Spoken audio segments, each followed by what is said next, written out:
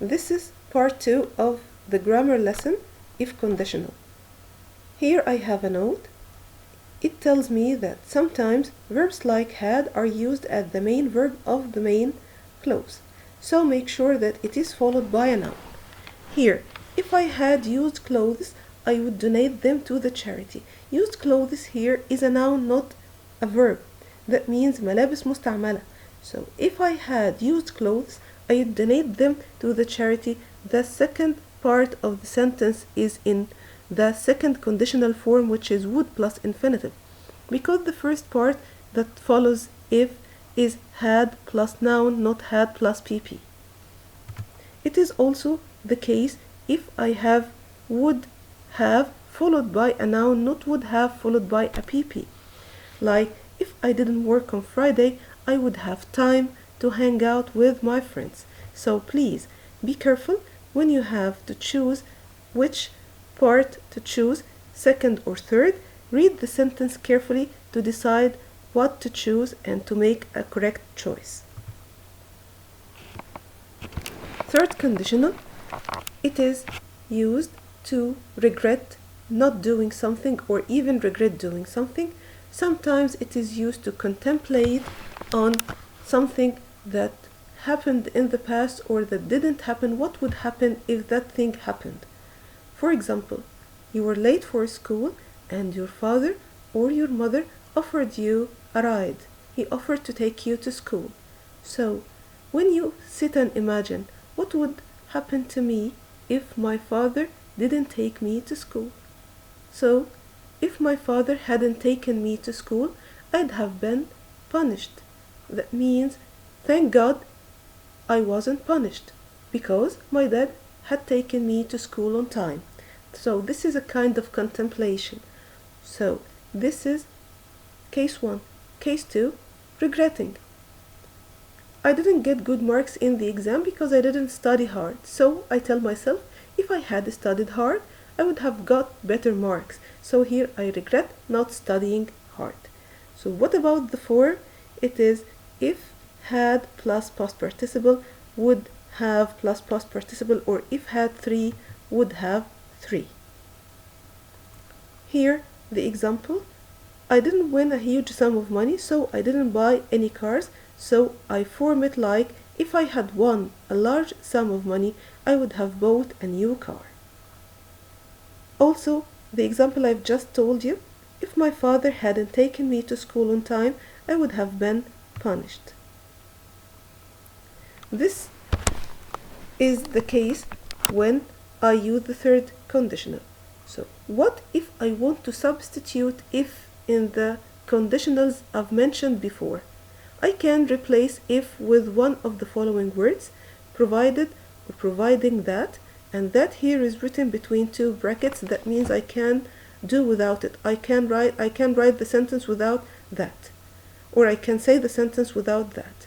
Provided that we don't have homework, we will go out. That means if we don't have homework, we will go out.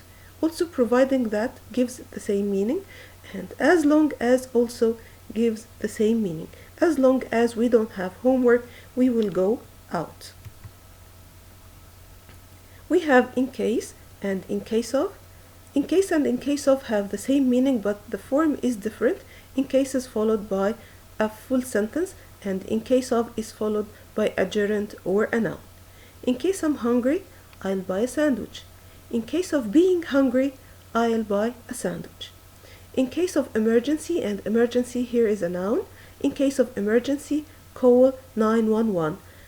We can also use without, otherwise, but for, and unless, and they give me the meaning of negative. So without your help, I wouldn't pass my exams. But for your help, I wouldn't pass the exams. Unless you helped me, I wouldn't pass the exams. So as you can notice the difference, without and but for are followed by a gerund or a noun, but unless is followed by a full sentence. Otherwise is used for warning. I can say stay at home, otherwise you can get infected with COVID-19. That's the most common trend these days. We have had. We can replace if in the sentence with had. How? If had is part of my sentence, either a helping verb or a main verb. Like what? Like in the second case, if I had money, I would buy a new car. So I omit if and I replace and switch places between the subject or the pronoun and had. So imagine that you omitted if. You have I had money, I'd buy a new car. Now replace them, reverse them. Had I money, I would buy a new car, if you remember the inversion lesson. The second case or the second example is in the third case.